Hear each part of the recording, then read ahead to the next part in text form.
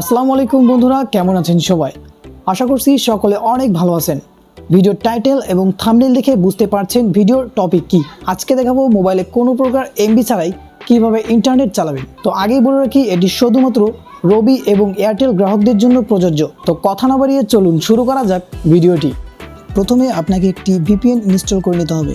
ভিপিএনটি install করার জন্য আপনাকে চলে যেতে হবে প্লে স্টোরে, অথবা এই ভিডিওর ডেসক্রিপশন বক্সে লিঙ্ক দেওয়া থাকবে, চাইলে ওখান থেকে সরাসরি ডাউনলোড করে নিতে পারেন।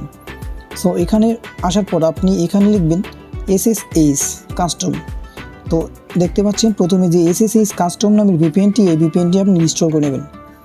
সো এখন আমরা এটি ওপেন করার আগে আমরা দেখে আসবো যে আমাদের ফোনে কোনো ডাটা প্যাক কেনা আছে কি না। সো এটার জন্য আমরা চলে যাব মাই এয়ারটেল অ্যাপসে।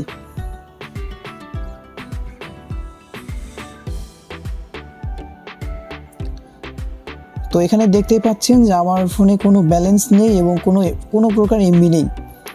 এখন আমরা এই ভিপিএনটিতে প্রবেশ করব। তো ভিপিএনটিতে প্রবেশ করার পর এরকম একটি ইন্টারফেস আপনি কিন্তু দেখতে পারবেন। সো এইটা কিন্তু আপনার নাও আসতে পারে। সো এখানে আপনার একটি প্রয়োজন পড়বে একটি কনফিগ ফাইল।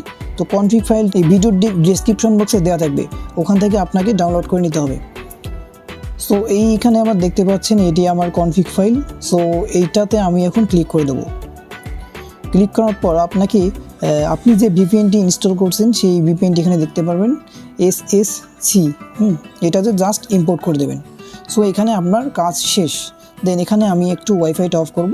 ওয়াইফাইটা অফ করার পর আমার যে সিমে এমবি নেই বা আমার যে সিমটি এয়ারটেল কিংবা রবি, সেই সিমটির ডাটাটি আমি চালু করে নেব। সো চালু করার পর এখানে আপনি যে এই অপশনটিতে জাস্ট ক্লিক করে দেবেন।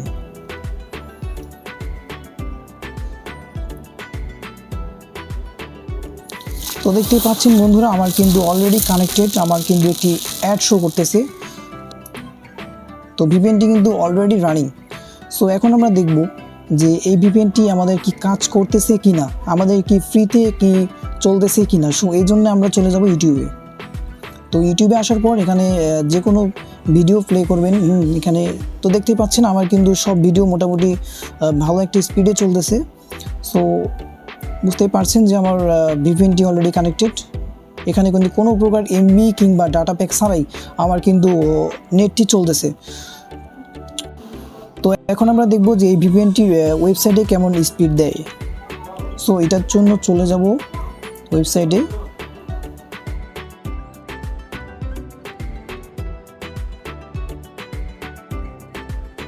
প্রিয় দর্শক, অলরেডি কিন্তু আপনারা দেখতে পাচ্ছেন আমার কিন্তু 8.1 MB পার সেকেন্ড পর্যন্ত আমার স্পিড উঠে গেছে। সো আপনারা দেখতেই পাচ্ছেন। সো এভাবে মূলত আপনি রবি এবং এয়ারটেল সিমে ফ্রিতেই সব কিছু ডাউনলোড কিংবা আপলোড করতে পারবেন। তো ভিউয়ার্স, এই ছিল আজকের ভিডিওটি ভালো লাগলে একটি লাইক করে দেবেন, এবং আপনি যদি আমার এই চ্যানেলে নতুন হয়ে থাকেন তাহলে আমার এই ছোট্ট চ্যানেলটি সাবস্ক্রাইব করে দিতে ভুলবেন না। ধন্যবাদ।